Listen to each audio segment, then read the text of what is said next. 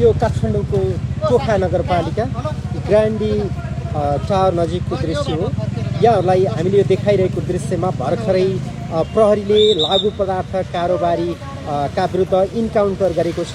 भर्खरै प्रहरीको गोली लागेर दुईजना लागु पदार्थ कारोबारीहरू जो भारतीय नागरिकहरू हुन् उनीहरू घाइते भए।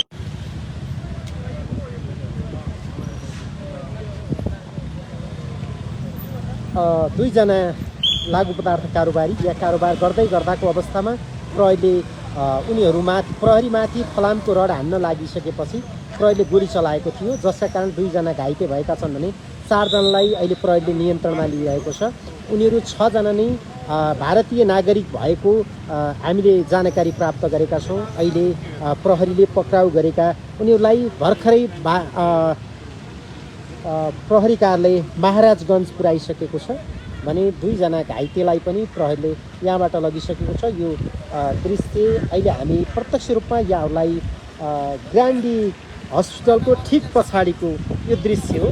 यो भत्किएको जुन पुरानो घर भत्काइएको घरभित्र उनीहरूले लागु पदार्थको कारोबार गर्न खोजेको भन्ने प्रहरीको भनाइ छ। त्यही अवस्थामा प्रहरीलाई रड हान्न सुरु गरेपछि प्रहरीले गोली चलाएको भन्ने जानकारी हामीलाई प्राप्त भएको छ। अहिले यही स्थानबाट यहाँहरूलाई मैले दृश्य देखाइरहेको छु।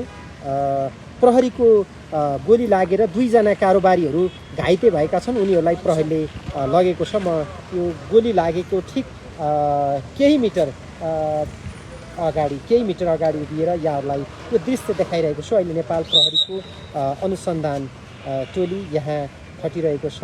मैले भर्खरै प्राप्त गरेको जानकारी अनुसार 6 जना भारतीय नागरिकहरू प्रहरीलाई प्राप्त सूचना अनुसार उनीहरूले यहाँबाट कारोबार गर्दैछन् भन्ने सूचना प्राप्त भएपछि नेपाल प्रहरीको टोली यहाँ आएको र नेपाल प्रहरीको टोलीले पक्राउ गर्न खोज्दा उनीहरूले जुन फलामका रड मैले अगाडि देखाइरहेको छु 2वटा फलामका रडहरू